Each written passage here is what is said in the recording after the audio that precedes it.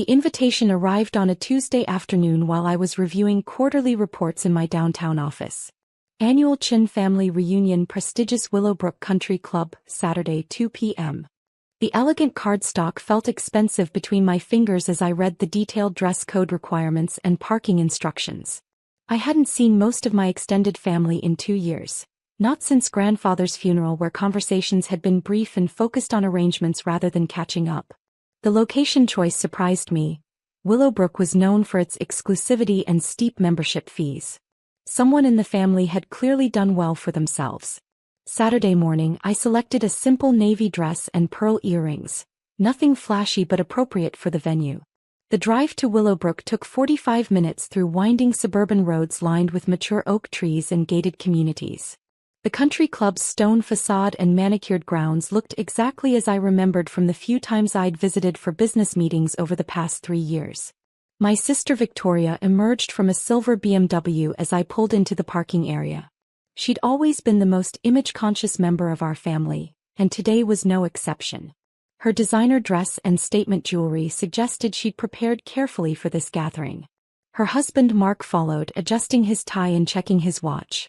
"Sarah," Victoria called out, her voice carrying that particular tone I remembered from childhood, friendly on the surface but with an undercurrent of evaluation. "I wasn't sure you'd make it. This place can be a bit overwhelming for people who aren't used to it." I hugged her warmly. "It's lovely to see you, Victoria. The venue is beautiful." "Yes, well, Marcus, you remember my brother-in-law Marcus, he's a member here now. His pharmaceutical consulting business has really taken off." She gestured toward the clubhouse entrance where relatives were gathering. "He thought it would be nice to have our reunion somewhere special this year." As we walked toward the entrance, Victoria continued her commentary. "The membership waiting list is 5 years, and the initiation fee alone is more than most people make in a year. Marcus says it's all about networking at this level. You have to invest in the right social connections to really succeed in business." I nodded politely, holding the heavy glass door open for an elderly couple exiting the clubhouse. The interior was exactly as I remembered it: polished marble floors, oil paintings of pastoral scenes, and the subtle scent of fresh flowers from elaborate arrangements placed throughout the lobby. Our family had claimed a corner of the main dining room, a collection of round tables draped in crisp white linens. I counted roughly 30 relatives, including cousins I hadn't seen since college and their spouses and children.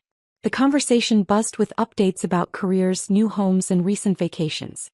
Aunt Linda waved me over to her table. "Sarah, dear, how wonderful that you could join us. We were just discussing how impressive this place is.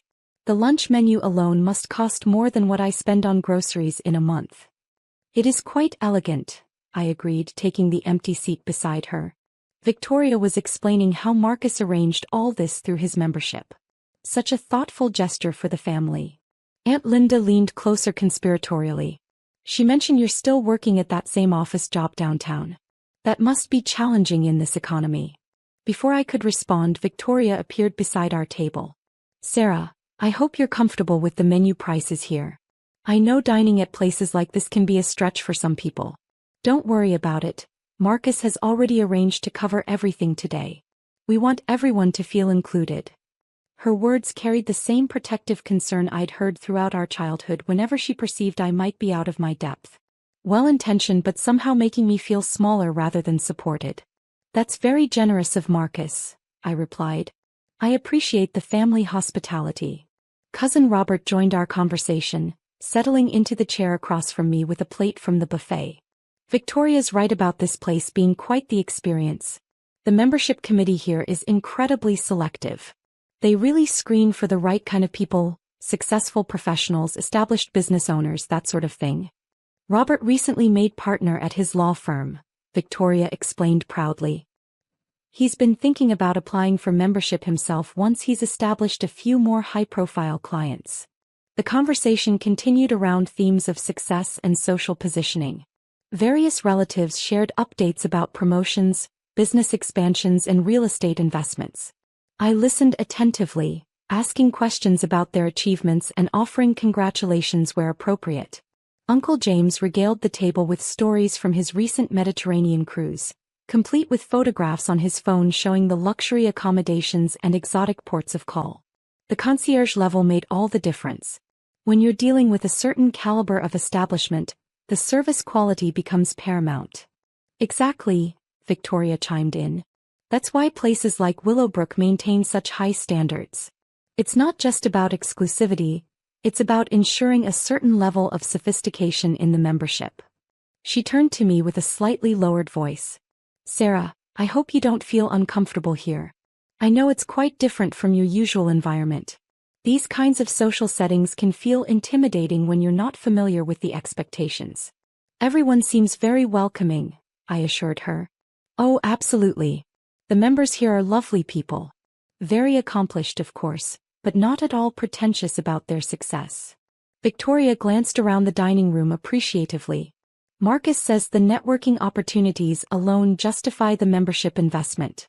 He's already connected with several potential clients just through the golf tournaments and social events. Cousin Margaret approached our table carrying a dessert plate and wearing an expression of mild concern. Victoria, I was just chatting with the hostess about our reservation, and she seemed confused about something. She kept asking about Chen, and whether our party was connected to some regular member account. Victoria's brow furrowed slightly. That is odd. Marcus made the reservation under his name, so there shouldn't be any confusion about the billing. Maybe they have another Chin family who are members, I suggested. It's not an uncommon surname. True, Margaret agreed, though she seemed quite specific about wanting to speak with someone called Ms. Chun about some ownership reports or documentation. Very unusual for a hostess to be discussing business matters during a family event. The conversation was interrupted by the arrival of our entrees. The presentation was impeccable, each plate arranged with artistic precision and garnished with microgreens and colorful vegetable purees. The portion sizes were modest but elegant, typical of fine dining establishments. As we ate, the discussion turned to real estate and investment strategies. Several relatives shared stories about property purchases and renovation projects. Uncle David described his recent acquisition of a vacation rental property in the mountains, complete with detailed financial projections and occupancy rate calculations. The key is finding undervalued properties in emerging markets, he explained between bites of his salmon. You have to think long-term and be willing to invest in improvements that will attract premium tenants. Wise advice, Robert nodded. Property investment requires significant capital upfront, but the returns can be substantial if you choose the right locations. Victoria glanced at me thoughtfully. Sarah, have you ever considered real estate investment? I know it requires quite a bit of startup capital, but there are some entry-level opportunities that might be accessible even with a more modest budget. I've looked into various investment options, I replied. The real estate market has some interesting possibilities. You'd probably want to start small, she continued helpfully. Maybe a modest condo or a duplex in an up-and-coming neighborhood. Nothing too ambitious initially, just something to build equity and learn the basics of property management. Aunt Linda leaned forward with interest. That sounds like practical advice. Real estate can be so complex for people who aren't familiar with the business side of things. All those legal documents and financing arrangements. It helps to have professionals guide you through the process.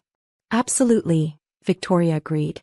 Marcus has been mentoring me on some of the investment terminology.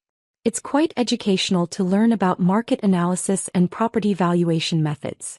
I had no idea how sophisticated these financial calculations could be. The meal continued with similar exchanges. Family members shared their expertise and offered guidance on various professional and financial topics. The tone remained warm and supportive, though I couldn't shake the feeling that many of the conversations positioned me as someone who might benefit from their more experienced perspectives. During dessert, a distinguished gentleman in a navy blazer approached our corner of the dining room. His posture and confident stride suggested someone accustomed to authority. He scanned the tables briefly before his gaze settled on me. "Excuse me," he said politely, addressing the table in general. "I'm looking for Ms. Chen. The hostess mentioned she might be dining with a family party this afternoon." Victoria looked up with mild confusion. "Oh, you must mean Sarah. She's Miss Chen, but I think there might be some confusion. Our reservation was made under Marcus Whitman's membership account." The gentleman smiled and extended his hand toward me. Miss Chin, I'm David Morrison, the club manager. I apologize for interrupting your family gathering, but I wanted to personally ensure everything is meeting your expectations today. I shook his hand warmly. Hello, Mr. Morrison. The service has been excellent, thank you. Wonderful.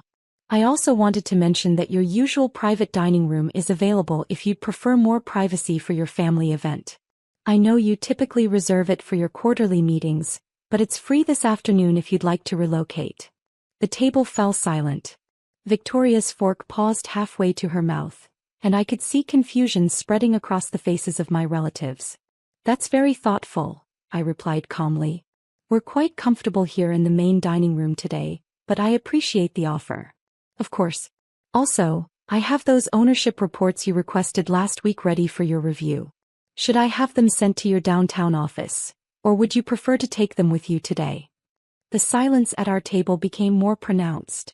Margaret set down her water glass carefully, and Robert's legal training seemed to kick in as he processed the implications of what he was hearing.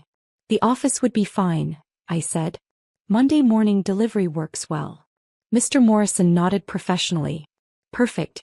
And thank you again for accommodating the charity golf tournament next month. Having the club owner personally involved in our community outreach initiatives means a great deal to our members and staff. He turned to address the table. I hope you're all enjoying your afternoon at Willowbrook.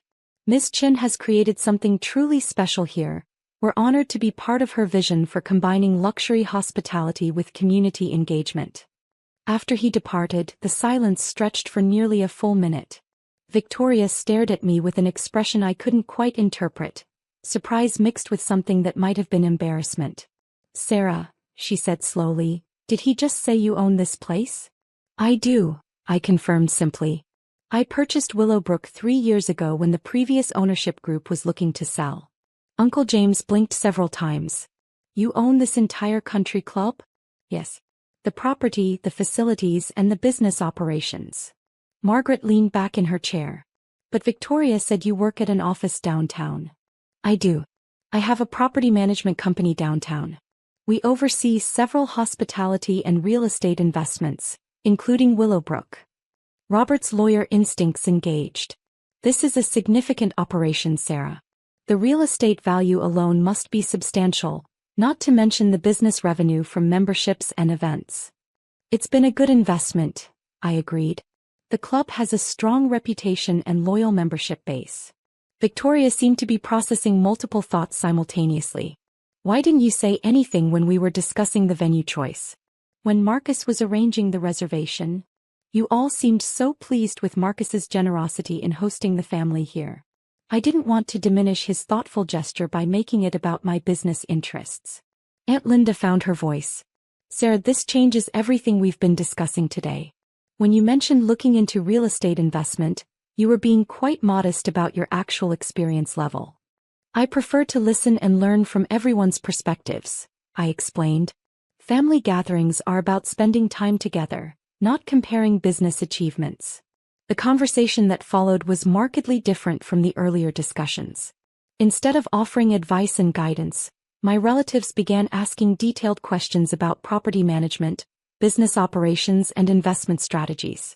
The tone shifted from protective to genuinely curious and respectful. Victoria sat quietly for several minutes before speaking. Sarah, I owe you an apology. I made assumptions about your financial situation and your familiarity with places like this. That was presumptuous of me. You were being protective, I replied. That comes from caring about family. Still, I should have asked about your circumstances rather than assuming. When you mentioned your office job, I pictured something completely different from what you actually do. Uncle David leaned forward with interest. I'd love to hear about how you identified Willowbrook as an investment opportunity. The due diligence process for a property this size must have been incredibly complex. It was thorough, I agreed. But the fundamentals were strong: good location, established member base, well-maintained facilities. The previous owners had built something valuable. They just needed to transition to new leadership. Over the next hour, the family gathering transformed into an engaged discussion about business strategy, property development, and hospitality management. My relatives shared their own professional experiences and challenges, and I found myself offering insights and suggestions based on my work with various property types and business models. Marcus arrived from the golf course during dessert, surprised to find the conversation so focused on business topics. When Victoria explained the afternoon's revelations, his reaction was gracious and enthusiastic. "Sarah, this is incredible. I had no idea you were in hospitality management, much less that you owned Willowbrook. I've been bragging to my colleagues about discovering this gem of a club, and it turns out it's been in the family all along. I'm glad you've enjoyed being a member here," I said. "Mr. Morrison mentioned you've been active in several of the club's community initiatives.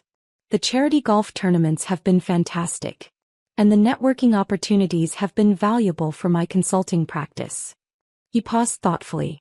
"I have to ask, when I made the reservation for today, did you know about it in advance?" "I review all private event bookings," I confirmed. "But I wanted you to feel ownership of the family gathering. Your initiative to bring everyone together was meaningful regardless of the venue." As the afternoon concluded, several relatives expressed interest in learning more about my business operations. Cousin Robert mentioned potential legal needs for property acquisitions, while Uncle David suggested collaboration opportunities between our respective real estate investments. Victoria approached me as we prepared to leave. "Sarah, I feel terrible about my comments earlier.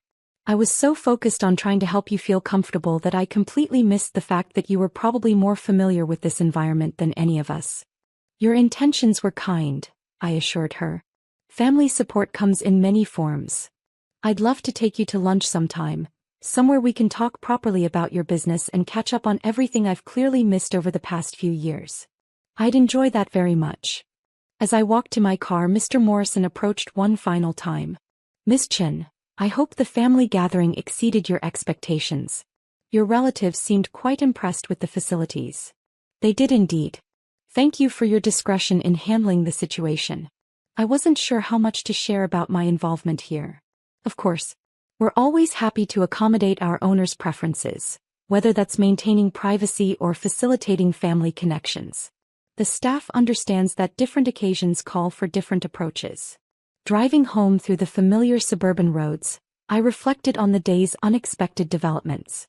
The family reunion had certainly been memorable, though not for the reasons anyone had anticipated.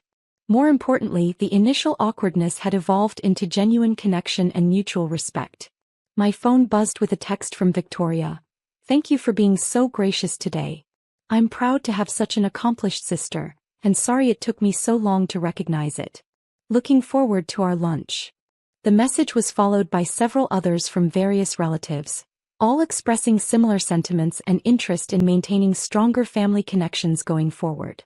What had started as a potentially uncomfortable social obligation had become an opportunity for authentic family bonding based on mutual respect rather than perceived differences in circumstances. Sometimes the most meaningful family moments arise from unexpected revelations and the conversations they inspire. "Good luck surviving now." The message popped up on my phone at midnight, followed by a picture of our empty home safe. I stared at it, sitting in my hotel room after a long day at a medical conference. Another message came right after. "Change all the locks too. Time to see how you do without my money. My name is Olivia. I'm 35 years old, and my husband James was trying to ruin my life through text messages. But what he didn't know was that I had been expecting this for months." I opened my home security app and checked the live camera feed. There he was, walking around our living room, throwing papers into a box. His girlfriend Amanda, who used to be my assistant, followed him closely, pointing at things she wanted. "Take that vase," she said, looking at my grandmother's antique. "It'll look great in our new condo." James laughed. "Take whatever you want, babe. She doesn't deserve any of it anyway." I watched as they took valuables, unaware that the hidden camera in the ceiling was recording everything. I had installed it months ago when I first noticed James acting suspiciously. Another message from James. "The safe's empty. Should have been smarter with your money, Liv." I smiled. The money he stole was only a small part of my real savings. 6 months ago, when I noticed him being secretive, I had already moved most of my money to a private account. Then, a text from my lawyer, Marcus. Got the footage. Clear evidence of theft and fraud. Want me to file the case tonight? Not yet, I replied. Let's see what else he does.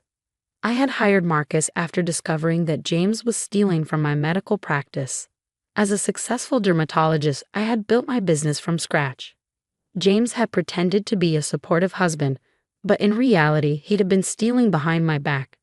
I found out when I noticed strange charges, expensive equipment we never got, payments to fake companies. All of it traced back to accounts James had created as my office manager. Another text from James.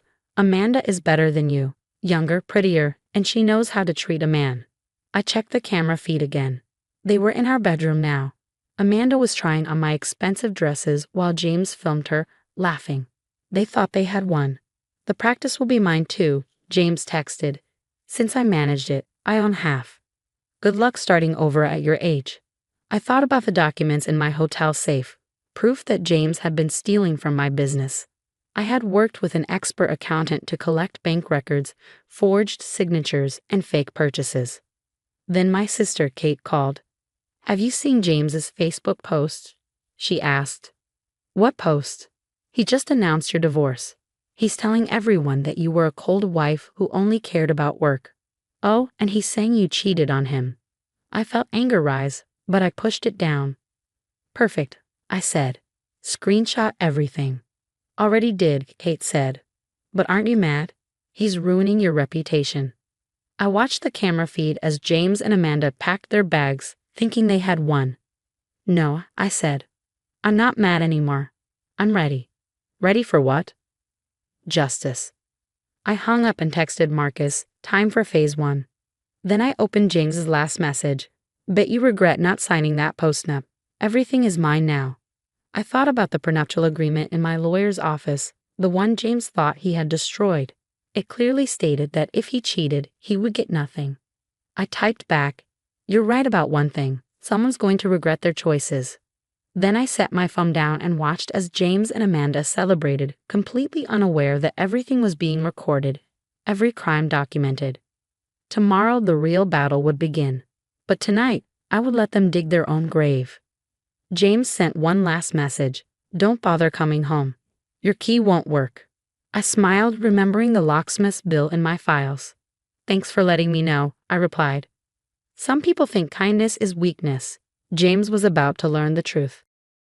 The next morning, while James was probably sleeping off his celebration, I was already in Marcus's office, planning my next move. On his computer screen, the security footage clearly showed James and Amanda stealing from my house. The evidence is solid, Marcus said, laying out documents on his desk.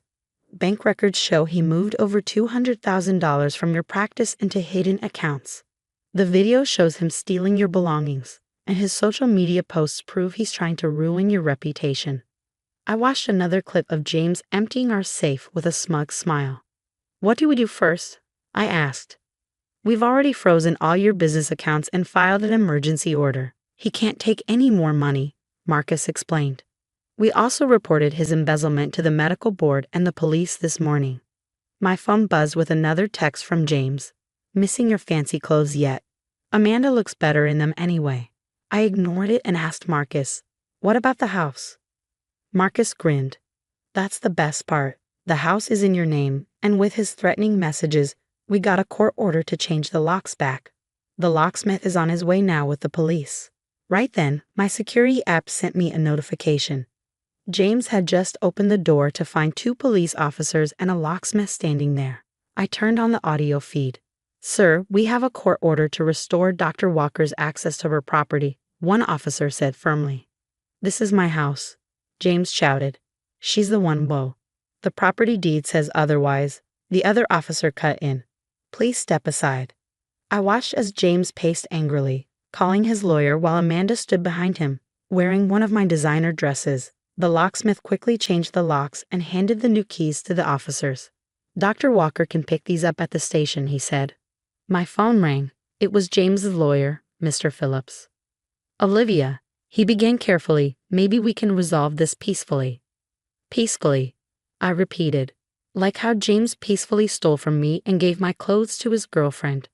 Those are just accusations, he tried to argue. I have recordings, I said firmly. Every second, from every angle. Should I send you the footage? Silence. I thought so, I continued. Tell James he has until 5 p.m. to return everything he took. If he doesn't, we'll add theft charges to the embezzlement case. I hung up and turned back to Marcus. When will the accountant's report be ready? Already done, Marcus replied, showing me another file. It proves that James has been stealing for 18 months. He didn't just take money. He also faked patient records to cover up extra cash payments. My security app beeped again. James and Amanda were rushing to pack up everything they stole. Their confident smiles were gone, replaced by panic. Another text from James. You're bluffing. You can't prove anything. I sent him one short video clip, him opening the safe while bragging to Amanda about stealing from my practice. He quickly replied, "That's illegal surveillance." No, I wrote back. It's security footage from my own house, showing a crime in progress. Big difference. Marcus's phone rang. It was Mr. Phillips again. After a brief chat, Marcus looked at me. They want to negotiate, he said. James will return everything if you drop the criminal charges. I watched through the camera as James and Amanda argued in my living room. Amanda was crying, realizing their plan had fallen apart. No deals, I said firmly. He made his choice. By 4 p.m., police cars were parked outside my house. Officers made a list of everything James and Amanda returned, my jewelry, clothes, important documents, before putting them back in place.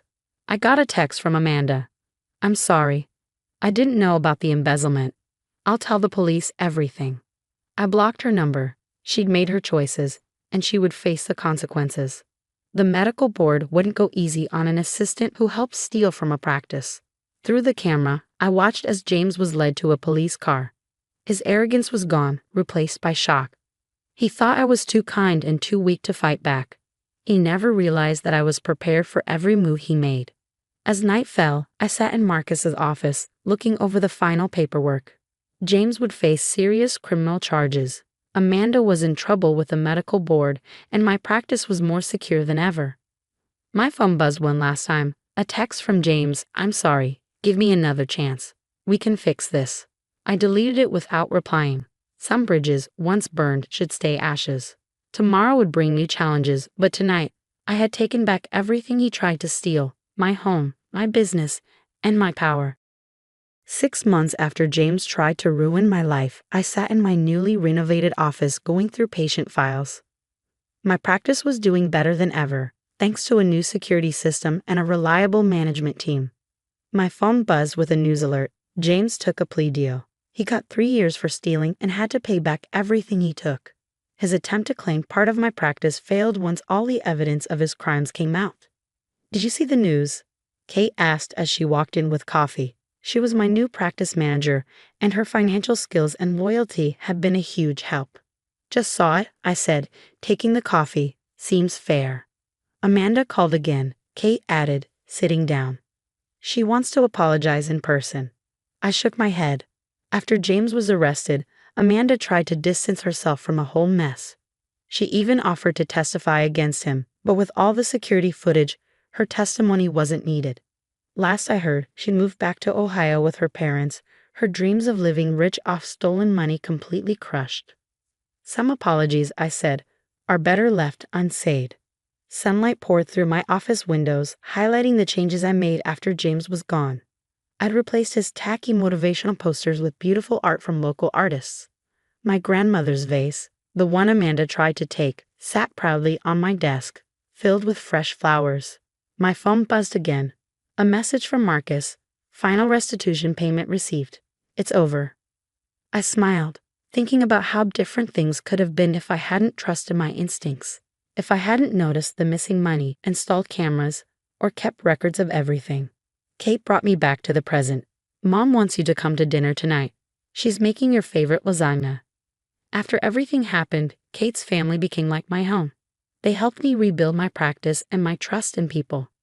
Tell her I'll be there, I replied, but first I need to do something. That evening, I stood in my home office, looking at the last box of James's things, photos, old letters, and memories of our marriage. His lawyer had asked for them weeks ago, but I wasn't ready to face it. Today felt like the right time. Just as I sealed the box, my security system beeped. Someone was at my front door.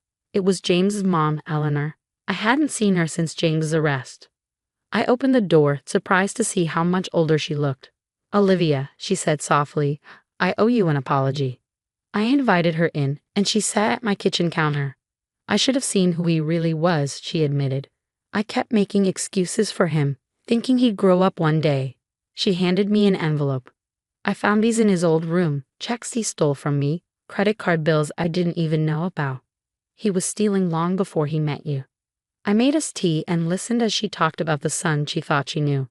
"You were the best thing that ever happened to him," she said, wiping her eyes. "And he threw it all away because he couldn't stop taking what wasn't his." After she left, I added the envelope to the box of James's things. It was just more proof of who he really was. My phone buzzed again. A text from an unknown number. It was James, using his prison phone. "I miss you. I know I messed up, but I've changed. When I get out." I blocked the number without finishing the message. Some doors needed to stay closed. That night, at Kate's family dinner, surrounded by laughter and love, I realized something important. James hadn't destroyed me, he freed me. Freed me from doubt, from settling, from accepting less than I deserved. My phone buzzed with another alert, a 5-star review from a new patient, praising my practice's professional and caring atmosphere. I smiled, remembering how far I'd come since that night 6 months ago, when James and Amanda thought they'd won. They expected me to fall apart, to beg, to be defeated. Instead, I came back stronger, wiser, and more successful than ever. "Your birthmark makes you ugly." Diana's words cut through the silence of our family dinner like a knife. My hand instinctively rose to touch the port wine stain that covered the left side of my face, a habit I developed over years of enduring stares and whispers. My name is Olivia, and at 28, I'd spent my entire life learning to embrace my birthmark. That is, until I married into the Anderson family 6 months ago. My husband James squeezed my hand under the table, but remained silent as his mother continued her tirade. "I mean, really," Diana went on, swirling her wine glass dramatically, "couldn't you at least try harder to cover it up? There are so many makeup products these days. It's embarrassing having to explain to my friends why my son married someone who looks like that." The dining room felt suffocating. James's sister Amy smirked from across the table, while his father George suddenly became very interested in his mashed potatoes. No one spoke up. No one ever did when Diana started her attacks. "I'm a dermatologist, Diana," I said quietly, my voice steady despite the trembling in my hands. "This is a vascular birthmark. It's not something makeup can simply cover up." "Well, then maybe you're not a very good dermatologist," she sneered, standing up to grab my still full plate. "If you can't even fix your own face, how can you help others?" With a dramatic flourish, she dumped my dinner into the trash. I felt James tense beside me, but still he said nothing. 6 months of marriage, and he had yet to defend me against his mother's cruelty. The silence hurt more than Diana's words ever could. "You know what?" I pushed back my chair, the screech against the hardwood floor making everyone wince. "I think I'm done here. Not just with dinner, but with all of this." "Olivia, wait," James finally spoke, reaching for my arm. But I was already gathering my things. "No, James. I've waited 6 months for you to stand up to your mother. I've endured every snide comment, every backhanded compliment, every deliberate attempt to humiliate me. I'm done waiting." Diana's triumphant smile only fueled my determination. What she didn't know, what none of them knew, was that I'd been working on something revolutionary in my dermatology practice. Something that could change everything for people with vascular birthmarks like mine. "You think this birthmark makes me ugly?" I turned to face Diana, my voice stronger than ever. "This birthmark made me who I am. It's why I became a dermatologist.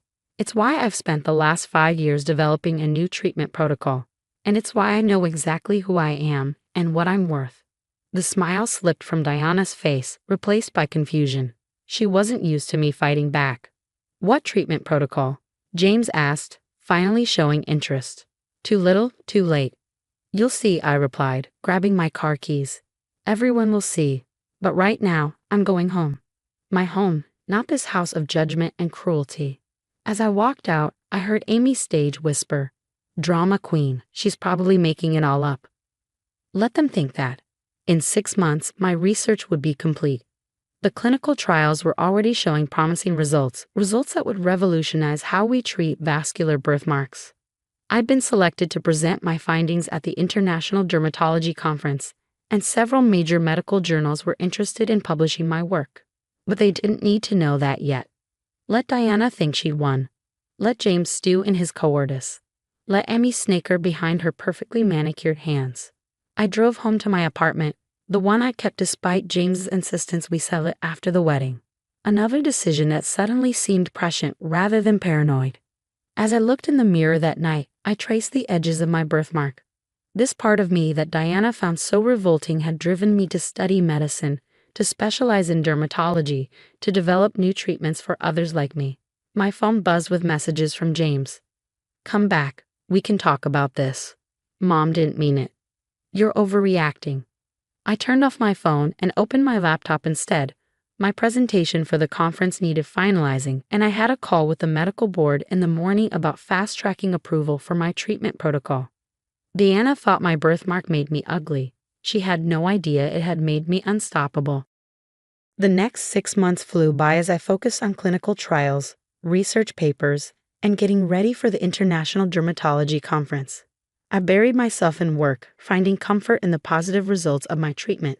My phone was mostly silent. James's messages went from daily pleas to weekly check-ins, then stopped altogether. Diana, however, made sure her opinions were known. She told everyone that I had abandoned her precious son and that my vanity over my birthmark had ruined our marriage. If only she knew the truth. One morning, as I was reviewing patient data, my colleague Sophia burst into my office, holding a tablet excitedly. "Olivia, look, the conference schedule is out. You're giving the keynote speech." I took the tablet, my heart racing as I saw the announcement. My research wasn't just included, it was the breakthrough of the year. The treatment I developed was being called revolutionary. "This is huge," Sophia said, sitting on my desk. "And the timing is perfect. Did you see who else is coming?" I scanned the attendee list and froze at a familiar name. Dr. Marcus Anderson, head of dermatology at Boston General, my former father-in-law. "George will be there," I whispered. "Which means Diana will find out." "Exactly," Sophia grinned. "And wait until they see your results. The before and after photos are amazing." She was right. My treatment didn't just reduce the appearance of vascular birthmarks, it helped normalize the affected blood vessels while protecting the surrounding tissue. The results were incredible, and I had even tested it on myself. The port wine stain that Diana had mocked me for had faded significantly. Not completely, that wasn't the goal, but enough to prove that the treatment worked. More importantly, it gave hope to others like me. 2 weeks before the conference, I had an unexpected visitor at my clinic. Emmy, my former sister-in-law, stood in the waiting room, looking nervous. "What are you doing here?" I asked, keeping my voice calm. She hesitated, then handed me a magazine, a medical journal featuring my research. "Dad left this at home. Mom saw it and lost her mind. She thinks you're trying to embarrass her." I laughed. "Of course she does. Everything's about her." "James saw it too," Amy added. "He's been different since you left. Quieter. He even stood up to Mom last week." "Too little, too late," I replied, giving the journal back. "Is there something you need?" Amy touched her neck, trying to hide a small strawberry hemangioma, a type of vascular birthmark. "It showed up a few months ago," she admitted. "Mom's making me wear turtlenecks, saying I'll embarrass the family like you did." The irony wasn't lost on me. Diana's perfect daughter now dealing with the very thing she ridiculed me for. "The conference is in 2 weeks," I said gently. "I'll be talking about treatments for vascular marks, including hemangiomas. You're welcome to come." Amy's eyes widened. "Really? Even after everything?" "This isn't about family drama, Amy. It's about helping people who feel ashamed of things they can't control. Sound familiar?" She nodded, tears in her eyes. "I'm sorry, Olivia. I didn't realize how cruel we were until it was me." As she left, I thought about how Diana's behavior had affected her children. James's inability to stand up for himself. Amy's need for perfection. My treatment could help with physical marks, but some scars went deeper. The day of the conference arrived. I stood backstage, reviewing my presentation one last time. I saw George in the audience, his face unreadable. My phone buzzed with a text from Sophia. Diana and James just arrived. Show them what they lost. I took a deep breath and walked onto the stage as the moderator introduced me. The lights were bright, but not enough to hide Diana's shocked face. She saw the change in my birthmark, my confidence, and the respect I earned from the medical community. Ladies and gentlemen, I began, my voice steady. Today I'm presenting a breakthrough in treating vascular birthmarks. But this isn't just about changing appearances. It's about changing lives.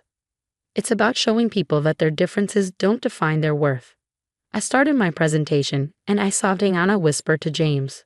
But this time, he wasn't listening. He was watching me, realizing what he had lost by choosing his mother's approval over his wife. This was the start of a new chapter in my life, one that had nothing to do with the Andersons. My research would help countless people, and my own journey of healing was just beginning. The response to my presentation was overwhelming. As I concluded, the auditorium erupted in applause. Doctors, researchers, and medical journalists swarmed the stage, eager to learn more about my treatment protocol. Through the crowd, I caught glimpses of the Anderson family's reactions. George approached first, extending his hand professionally. Remarkable work, Olivia. Truly groundbreaking.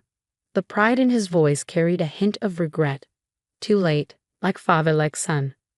Diana remained in her seat, her face a mix of emotions I couldn't quite read. James stood awkwardly at the edge of the crowd, looking lost. But it was Amy who surprised me most, pushing through the throng of people with tears in her eyes. "Can you help me?" she asked quietly, touching her neck where her hemangioma lay hidden beneath a high collar. "Can your treatment work for me too?" Before I could answer, Diana appeared behind her, grabbing her arm. "Amy, don't be ridiculous. We'll find you a proper doctor, not someone woe." "A proper doctor," I interrupted, keeping my voice level. "Like the 3 specialists you've already seen, Diana? The ones who couldn't help." Amy's shocked expression confirmed my guess. My treatment protocol has shown remarkable results with hemangiomas. But of course, the choice is Amy's. 2 months later, Amy became one of my patients. During her treatments, she shared how my departure had sparked changes in the family. James had finally moved out of his parents' influence, starting therapy to address his codependency. George had taken a step back from his practice, realizing how his passive behavior had enabled Diana's toxicity. Diana, however, remained Diana. She tried to discredit my research, spreading rumors in their social circle about experimental treatments and dangerous procedures. But medical results speak louder than malicious gossip. 1 year after that fateful dinner where Diana had called me ugly, I stood at a podium again, this time accepting a prestigious medical innovation award. My treatment protocol had been approved for widespread use, and clinics around the world were adopting it. As I gave my acceptance speech, I spotted a familiar face in the audience. Diana had come, uninvited and unexpected. But this time she wasn't sneering. She sat quietly, watching as I received a standing ovation from the medical community she'd once claimed I was embarrassing. "Dr. Bennett," a reporter caught me after the ceremony, "your treatment is being called revolutionary. What inspired you to develop it?" I thought about Diana's cruel words, about James's silence, about all the years of stares and whispers. "Sometimes," I replied, "the very thing people use to tear you down becomes the foundation for lifting others up." Later that evening, Diana approached me at the reception. She aged somehow, the weight of her bitterness showing in new lines around her mouth. "I suppose," she said stiffly, "I owe you an apology." I looked at her thoughtfully. "No, Diana, you owe yourself one. Your cruelty toward me, toward Amy, came from your own insecurities. I hope you find peace with that someday." As I walked away, I heard her call after me, "You've changed." I turned back one last time. "No, Diana. I was always this strong, this capable, this beautiful. You just couldn't see it through your own prejudice. Goodbye." Today, my clinic specializes in treating patients with various skin conditions. Amy works with me now, her own experience helping her connect with patients in a unique way. Her hemangioma has improved significantly, but more importantly, she's learned to see herself as more than her appearance. James occasionally sends cards, birthday wishes, holiday greetings, always signed with an apology he never managed to say in person. I keep them in a drawer, reminders of how far I've come and what I refused to settle for. As for my birthmark, it's still there, lighter now but visible. I could continue treatments, fade it completely, but I choose not to. It's part of my story, a reminder that our perceived flaws often lead us to our greatest strengths. Deanna was right about one thing that night. My birthmark did define me. Not by making me ugly, but by making me resilient, compassionate, and determined enough to change not just my life, but the lives of others.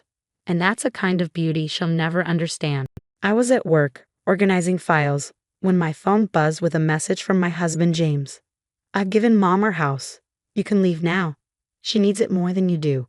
Your stuff will be on the lawn by tonight." I didn't shake. I didn't cry. I simply told my assistant I needed a moment. The only sign that my husband of 8 years was trying to kick me out was a slight tightening around my eyes. My name is Olivia Parker, and at 35, I just got the coldest eviction notice ever. But while James was likely feeling smug, imagining me crying at my desk, I calmly locked my office door and called my lawyer. "Mr. Wilson, it's happening," I said. "James just texted that he's given the house to his mother." "As we suspected," Mr. Wilson replied. "I take it he didn't check the property records?" "Apparently not," I said, a small smile forming. "Should I tell him or let him find out the hard way?"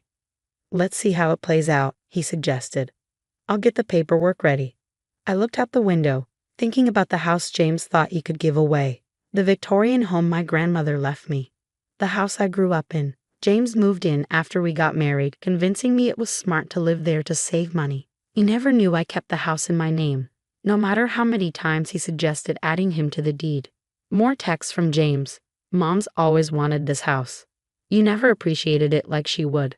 Don't bother coming home tonight. The locks are changed." I took screenshots of every message, adding them to my growing file of evidence. James was digging his own grave, and he didn't even know it. I had seen this coming. The secretive phone calls, the sudden password changes, his questions about property values. 3 months ago, I heard him promise his mother she'd have her dream house soon. That night, I met with Mr. Wilson to review my grandmother's will. The house was mine, protected by a clause that stopped any transfer without my consent. "Your grandmother was smart," Mr. Wilson said. "She made sure the house would always be yours." James never bothered to read the will or check the records. His arrogance was his downfall. Then his mother, Margaret, called. "Olivia," she said sweetly, "James told me the good news. We'll pack your things for you. It's for the best, dear. This house was wasted on you." "Thank you for letting me know," I said, calm and polite.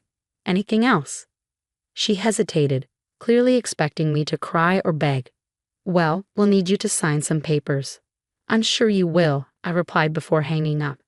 By evening, my phone was flooded with messages from James and his family, from smug taunts to threats. I forwarded them all to Mr. Wilson and checked into the hotel I had booked weeks ago, just in case. From my laptop, I saw that James had filed transfer papers for my house. They would be flagged as fraudulent as he had no legal right to transfer a house he didn't own. I poured a glass of wine and smiled, knowing the shock that awaited him and his mother. One last text came through. "Mom's already planning renovations. Should have done this years ago. Hope you found a nice cardboard box to live in." I saved the screenshot, turned off my phone, and relaxed.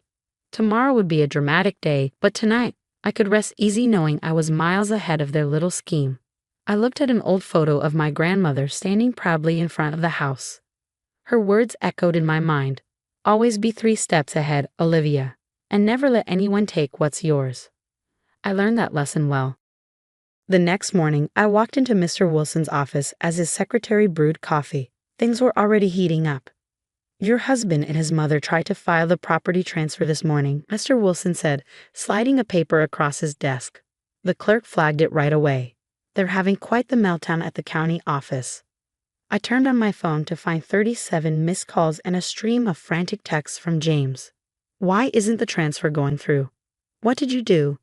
The clerk says there's a problem with the paperwork. Answer your fate on me." "Should we tell them now?" I asked, watching another text pop up from Margaret about fixing this ridiculous situation. Mr. Wilson checked his watch and grinned. They should be figuring it out right about. My phone rang. "James, you never put my name on the deed," he shouted. "How could you be so selfish? This was supposed to be our house." "No, James," I replied, keeping my voice calm. "This was always my house. My grandmother left it to me, remember? But I'm your husband. Everything's supposed to be shared. His voice cracked. Mom's devastated. She already hired contractors. Maybe you should have checked the property records before making promises, I said.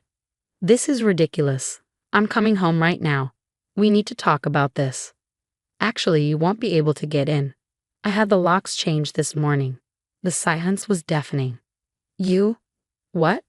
Changed the locks. Since you did the same yesterday. Also, the security cameras I installed last month caught you and your mother moving my stuff out. That's documented theft, by the way. Another long pause. You've been planning this, he accused. You knew we would. Try to steal my house? Yeah, I knew. I heard you promise it to your mom months ago. I've been documenting everything since then.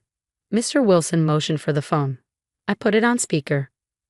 Mr. Parker, he said, his voice firm. This is Douglas Wilson, Mrs. Parker's attorney.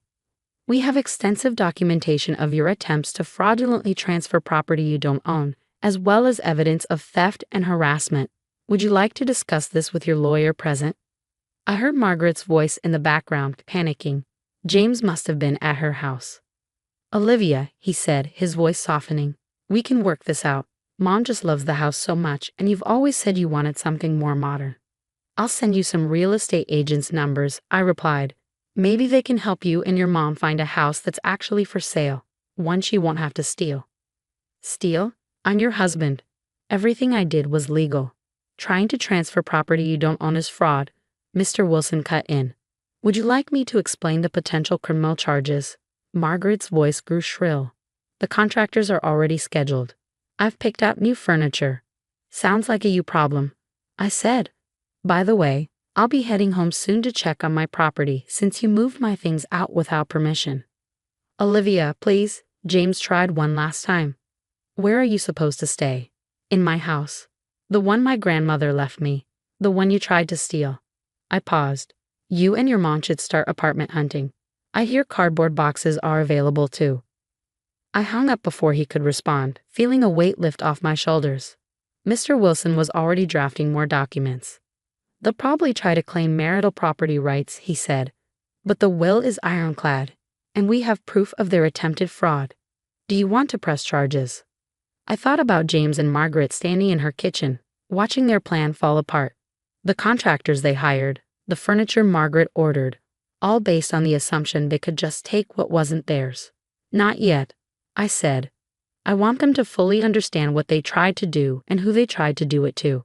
I drove home, my home, ready to see what mess they'd left behind. My security cameras had caught everything, and I had no doubt they'd be useful if they tried anything else. Sometimes the best revenge isn't about getting even. It's about being prepared and letting karma do the rest. 2 weeks after James and Margaret's failed attempt to steal my house, I was replanting my grandmother's rose garden. Margaret had half dug it up during her premature renovation spree, convinced the property was already hers. But the roses, like me, were more resilient than she'd counted on. My phone buzzed. A text from my sister, Kate. You won't believe what I just heard from Linda next door. Margaret's telling everyone you forged the property documents. I smiled, patting soil around a new rose bush. Let her talk, I replied. The county records speak for themselves. Predictably, Margaret was playing the victim, spreading lies about how I tricked James and stolen her dream home. James, meanwhile, oscillated between angry demands and desperate pleas. Baby, we can still fix this, he texted yesterday. Just add me to the deed, and we'll forget this whole thing happened. I didn't bother responding. I forwarded it to Mr. Wilson for our growing file. The doorbell rang, interrupting my thoughts. Another delivery. This time it was Margaret's new furniture. Sorry, I told the delivery guys, but this isn't her house. Never was. They looked confused but eventually loaded the furniture back onto the truck. I'd lost count of how many deliveries I turned away. Contractors, interior designers, even a pool company. Margaret had really gone all out planning her little coup. That evening, Kate dropped by with takeout and a bottle of wine. We sat on the porch, the same porch where our grandmother used to sit, sipping sweet tea and sharing stories about standing your ground and protecting what matters. James's sister called me, Kate said, pouring the wine. Apparently, he and Margaret started selling their furniture weeks ago, convinced they'd be moving in here. Now they're sleeping on air mattresses. I couldn't help but laugh. Karma has a sense of humor. Did you hear they tried to claim adverse possession? Kate asked. Mr. Wilson shut that down fast, I replied. Apparently, you can't claim adverse possession of a house you were invited to live in by the legal owner. Who knew? We clinked glasses, watching the sunset over my grandmother's garden. The roses were already showing new growth. You know what's funny? I said. If they just asked, had an honest conversation about it, I might have considered selling. But they thought they could just take it. Like they've taken everything else over the years, Kate agreed. Remember when Margaret borrowed Mom's antique china? And James said I was being difficult when I asked for it back. I shook my head. Should have seen this coming. The next morning, I received a formal letter from James's lawyer requesting a divorce settlement meeting. Attached was a list of demands including fair compensation for the improvements he'd made to the house. I forwarded it to Mr. Wilson. His response was immediate.